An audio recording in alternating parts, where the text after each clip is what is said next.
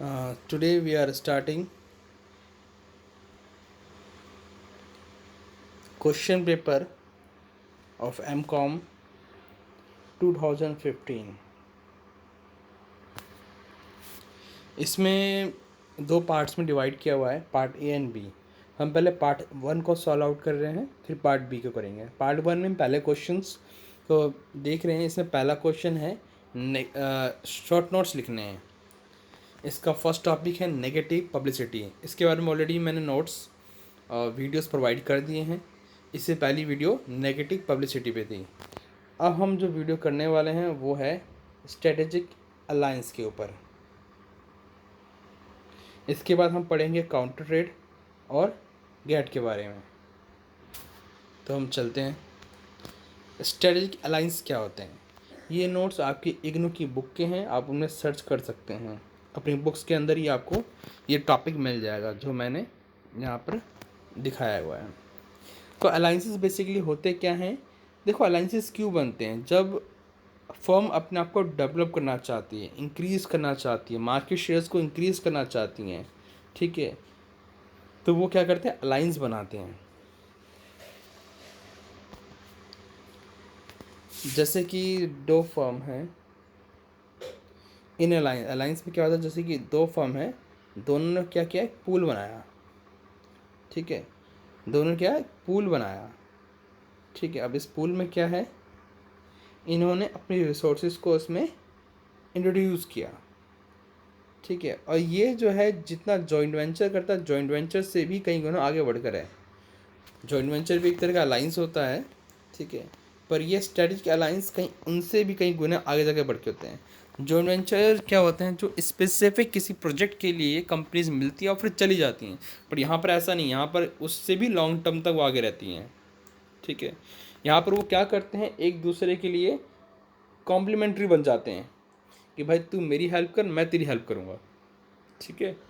यहाँ तक क्लियर है? आगे चलते हैं।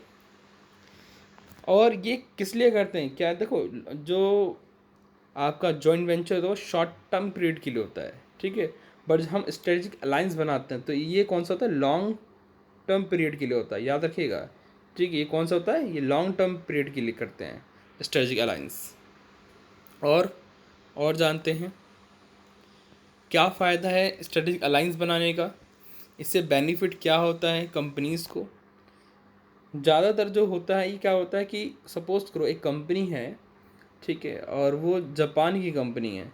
वो चाहती है कि वो इंडिया में आए और अपने प्रोडक्ट को सेल करे। सबसे बड़ी दिक्कत, वो इंडिया में किस चीज़ को जानता नहीं है। इंडिया में वो किस चीज़ को नहीं जानते। अब वो काम कैसे करेंगे? क्या होगा, क्या नहीं होगा? क्यों ना, मार्केट तो नॉलेज ही नहीं है। तो इसके लिए क्या होता है? वो क्या करेंगे? किसी इंडियन कंपनी को सर्च करेंगे। वो क्या करेंगे? किसी इंडियन कंपनी को सर्च करेंगे। जापानीज़ कंपनी किसी इंडियन कंपनी को सर्च करेगी जो कि जिसका मार्केट शेयर हो, मार्केट में ईजिली काम कर रहा हो, ऐसी कंपनीज, ठीक है। तो ये चीज़ समझ आ गई आपको? जैसे एग्जांपल बताऊँ मैं, हीरो होंडा। होंडा बेसिकली जापानी कंपनी है और हीरो क्या है? वो इंडियन कंपनी है। तो होंडा ने क्या किया कि हीरो से कांटेक्ट किया और कि भाई आपको तो इंडिया में अच्छी नॉलेज है, क्यों ना हमारे साथ मिलकर आप काम करें। तो ये भी क्या था? एक स्ट्रेटेजिक अलायंस था। ओके, और क्या होता है स्ट्रेटेजिक अलायंस? क्या करते हैं स्ट्रेटेजिक अलायंस? तो बेसिकली स्ट्रेटेजिक में और क्या करते हैं? ये इंक्रीज़ करते हैं अपनी रिसोर्सेज की प्रोडक्शंस को। कहते हैं देखो, आपके पास 2 रुपये, मेरे पास 2 रुपये, दोनों मिल जाए तो 4 रुपये हो जाएंगे। और इससे हमारा क्या होगा? प्रॉफिटेबिलिटी भी हो जाएगा इंक्रीज़। डुप्लीकेशन ऑफ इन्वेस्टमेंट नहीं होगा। जहाँ पर देखो, यदि कोई ऐसी चीज़ है जहाँ पर आपने इन्वेस्टमेंट एक बार कर दी तो मुझे वहाँ इन्वेस्टमेंट करने की ज़रूरत नहीं है। तो डुप्लीकेशंस ऑफ इन्वेस्टमेंट्स नहीं होगा, रुक जाएगा। अननेसेसरी जो डुप्लीकेशन होती थी वो नहीं होगी, ठीक है। वेस्टेज ऑफ रिसोर्सेज नहीं होगा, हम रिसोर्सेज को बचा सकते हैं मैक्सिमम। और क्या बेनिफिट है? और एक बहुत बड़ा बेनिफिट है research and development. Research and development, देखो एक पर्सन ने खर्च कर दिया रिसर्च एंड डेवलपमेंट है, दूसरों को खर्च करने की ज़रूरत नहीं है। They do not want to spend more money on research and development.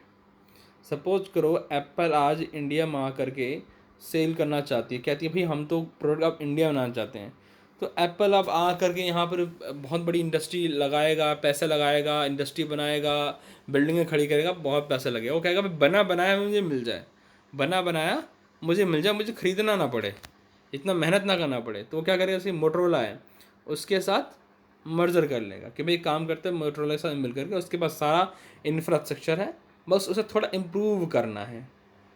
ठीक है, अब बात करते हैं टेक्नोलॉजी बेस्ड अलाइंस क्या होते हैं, कैसे बनते हैं टेक्नोलॉजी बेस्ड अलाइंस।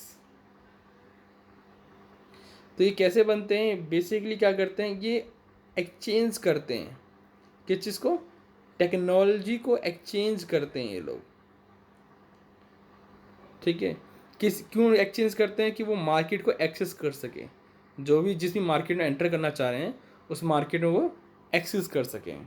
जैसे एग्जांपल है AT alliance and Olivetti of Italy, ये दो कंपनियां हैं, इन दोनों ने अपना एक स्ट्रेटेजिक अलायंस बनाया। क्यों बनाया, क्योंकि AT चाहती थी, 88 क्या चाहती थी, वो चाहती थी कि यूरोपियन कंट्री का जो कंप्यूटर मार्केट है वो उसमें एंटर कर सके, यूरोपियन कंप्यूटर मार्केट में वो एंटर कर सके। बट उन्हें तो अब उनके पास सब कुछ है, बट मार्केट में कैसे एंटर करें ये उन्हें पता नहीं है।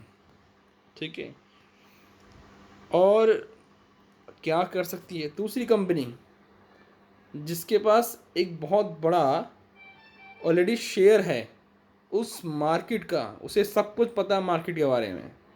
अब ये दोनों मिलकर क्या कर सकते हैं, यदि दोनों के दोनों मिल जाएं तो ओलिवर बिकम की सप्लायर 80 का, और दोनों मिल जाएंगे काम स्टार्ट कर लेंगे। ठीक है, नेक्स्ट बात करते हैं प्रोडक्शन बेस्ड अलाइंसेस। अब प्रोडक्शन बेस्ड अलाइंसेस कैसे होता है, सिंपल सा है। सपोज करो एक कंपनी कार बनाती है, एक कंपनी क्या बनाती है, कार बनाती है। अब कार बनाने के लिए जो उसे पार्ट चाहिए, ठीक है, दूसरी कंपनी के पास उसके पार्ट्स मिलते हैं, तो ये कंपनी क्या करेगी, इनके साथ एक स्ट्रेटेजिक अलायंस बना लेगी। अब इसका बेनिफिट क्या है, जो ये पार्ट्स परचेस कर रहे थे उनको मार्केट रेट में काफ़ी हाई रेट में मिल रहे थे पहले, अब उन्हें कम रेट में मिलेंगे, तो प्रॉफिट क्या हो जाएगा, उनका प्रॉफिट होगा इंक्रीज़। जो कंपनी पार्ट्स बेच रही थी वो सिर्फ पार्ट्स बेच कर प्रॉफिट कमा रही थी, बट अब पूरे कार के ऊपर, जो पूरा कार बिकेगा उसके ऊपर जो प्रॉफिट होगा वो नहीं मिलेगा, तो इनका प्रॉफिट भी इंक्रीज़ हो गया और इनका प्रॉफिट भी इंक्रीज़ हो गया। नेक्स्ट चलते हैं डिस्ट्रीब्यूशन बेस्ड अलायंस। ये मैंने आपको एग्जांपल दिया था स्टार्टिंग में कि जब एक कंपनी के, तो एक कंपनी उसका कितना मार्केट शेयर है, 27% मार्केट शेयर है। ठीक है, दूसरे का कितना है, 45% है। अब दिक्कत क्या है, इन्हें बाहर जाना है, किसी और से मिलना है, तो उन्होंने किसी और के साथ भी ग्लोबली एक अलग स्ट्रेटजी बना ली, किसके साथ, नेस्ले के साथ, नेस्ले ऑफ स्विट्ज़रलैंड। तो वो अब किसी और दूसरे मार्केट में जा सकते हैं। ठीक है, तो इसका एग्जाम्पल मैंने स्टार्टिंग में आपको दिया था कि डिस्ट्रीब्यूशन बेस्ड अलाइंस क्या होते हैं। कहते हैं भाई हम तो कोई प्रोडक्ट बना रहे हैं, सपोज के ब्रेकफास्ट के सीरियल्स बना रहे हैं, ठीक है, सीरियल्स,